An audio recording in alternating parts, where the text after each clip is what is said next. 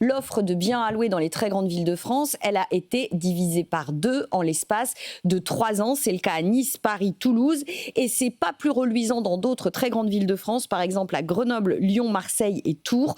On est en baisse d'environ 40% en termes de volume d'offres de biens à louer en l'espace de 3 ans dans ces villes-là. Bon du coup, évidemment, ça se loue à la vitesse de l'éclair et les prix montent. Exactement. Alors déjà, sur la durée de location, c'est quand même assez spectaculaire. C'est-à-dire que l'ensemble des gestionnaires nous disent, en gros, en moins de 24 heures, on arrive à louer un logement en ce moment dans les grandes villes de France. Alors on a des petits records. Je pense notamment à ce studio meublé de 33 mètres carrés à Paris, 1350 € par mois, charges comprises. Il a reçu 20 candidatures en quelques minutes à peine. Et évidemment, ça fait partie de ces biens à louer qui sont restés quelques secondes à peine sur le marché de la location.